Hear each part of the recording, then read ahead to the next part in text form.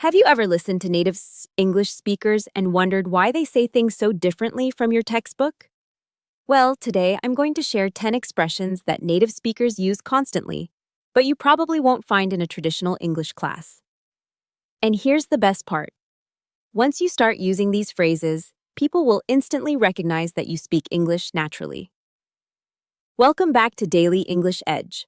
I'm your host, and today we're learning the 10 most common English expressions native speakers use in everyday conversations. These aren't complicated idioms or slang. These are practical, real phrases that will help you sound more fluent immediately. Whether you're ordering coffee, making new friends, or talking at work, you'll use every single one of these expressions. Let's get started. Let's start with I'm down. This doesn't mean you're sad or depressed. When a native speaker says, I'm down, they mean they agree with you or they want to do something. For example, your friend says, do you want to grab lunch today? You respond, yeah, I'm down. It means, yes, I agree, let's do it. Another example, should we go to the movies tonight? I'm down for that. It's super casual, very common, and makes you sound like a native speaker. Practice saying it naturally in your head right now. Next is, no worries. Native speakers say this constantly, especially in Australia, but also everywhere in English-speaking countries. You use this when someone apologizes or when they're anxious about something. For example, your friend says, sorry I'm late. You say, no worries, take your time, or I hope I'm not bothering you. You respond, no worries at all, I'm happy to help. It's friendly, relaxed, and shows you're not upset. It's much warmer than just saying, it's okay. Try replacing it's okay with no worries in your everyday English. Number 3, my bad. This is a casual way to admit you made a mistake. When you do something wrong or forget something, you can say my bad instead of giving a long apology. For example, you accidentally bump into someone. You say, my bad, sorry. Or your friend says, you didn't text me back yesterday. You reply, oh, my bad, I was busy. It's very informal, very young, and very real. Native speakers use it constantly in casual situations. It sounds natural and honest without being too formal or robotic. Expression number 4, that's sick. Now, this might confuse you because sick usually means ill, right? But here, sick is slang for cool or awesome. When something is impressive or amazing, native speakers say that's sick. For example, your friend shows you their new car. You say, that's sick, dude. Or someone tells you about an incredible concert they went to. You respond, that sounds sick. Another example, did you see that goal in the soccer match?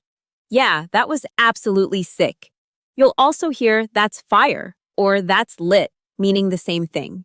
These are modern, casual, and very popular with younger native speakers. Number 5, I'm beat. This means you're very tired, exhausted, worn out. When you've had a long day or done something physically demanding, you say, I'm beat.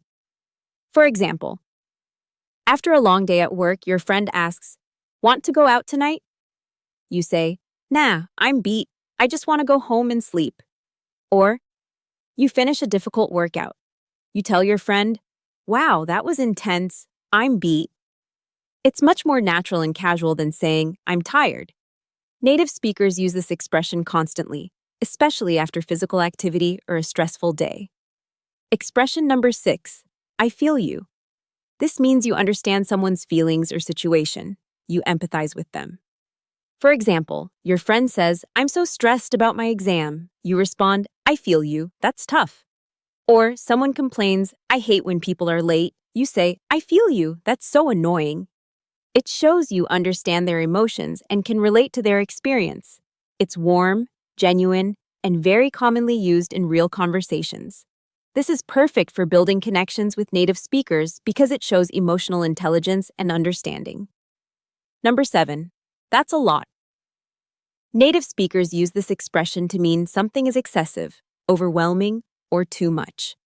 For example, your friend tells you a complicated story. You say, wow, that's a lot to process. Or, someone is sharing all their problems with you at once. You might think to yourself, that's a lot, Another example, this homework assignment is 40 pages long. That's a lot. It's simple, but it's so natural and so common in everyday English.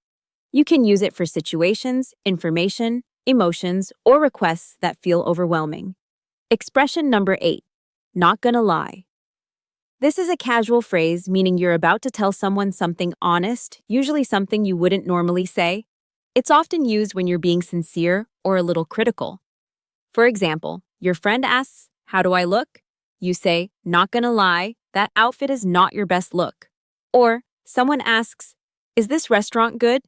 You respond, "Not gonna lie, I didn't love it." You can also use it positively.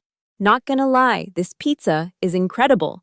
It adds authenticity and honesty to what you're saying. Native speakers absolutely love this expression because it's relatable and sincere.